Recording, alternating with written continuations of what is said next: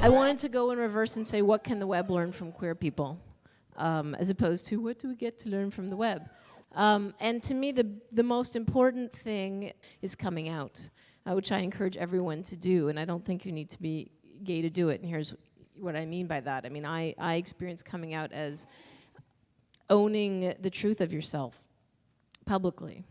And to me, that is really a really succinct way to put what I see the challenge of what's happening in social media, which is we have lots more kind of public space that Dana's done really incredible critique about how things get publicized and sort of power and privilege and how that impacts it. But there is a tremendous amount of power in choosing, if you choose, to make that, to be open about things that you may have felt were gonna bring other people's judgment on you, and that's why you didn't feel safe, you didn't feel you could do it. I mean, one of the lessons I've learned from the queer community is other people are wrong about you all the time, all day long. No one else knows you. You're the expert on your own experience.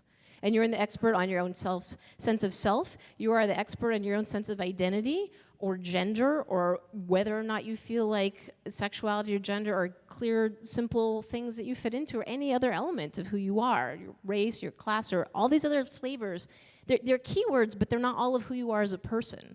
You know, a word, a description. It's one of the reasons it's kind of sad to me. Like, diversity, look at this. We get a little table, and I know they forgot in the program. It's like, that's everybody. Everyone is full of lots of difference within who they are. The question is, how much do we know that about each other? Or do we only know it because if it's been, you know, promotionally made safe? So part of coming out is to make safe space, to find safe space, to learn about yourself.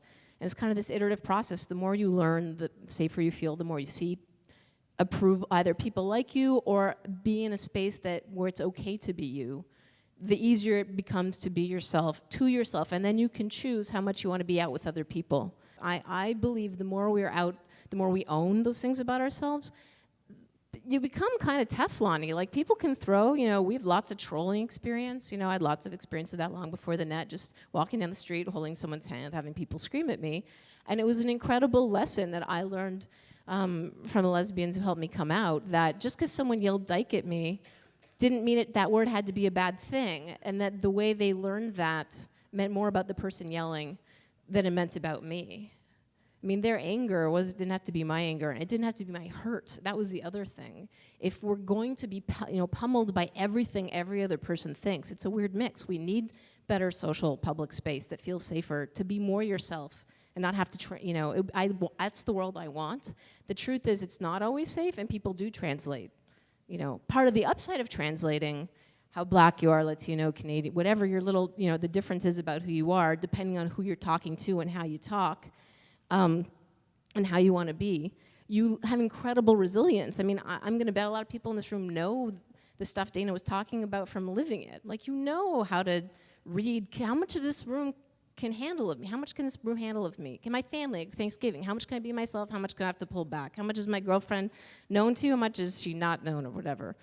I like to see the social web be a friendlier place, but at the same time, part of the way I think that'll happen is if we internally accept ourselves in this kind of what I'm calling coming out process, the less we're gonna be impacted every time somebody shows up to tell us there's something wrong with us. I mean, I know, like, any videos I've had posted on YouTube, there's one I have during Prop 8 to try to ask people to save my marriage. I did try to engage the geek community a lot, which wasn't that, I thought, nearly as active as it could have been in trying to fight the propositions against marriage equality.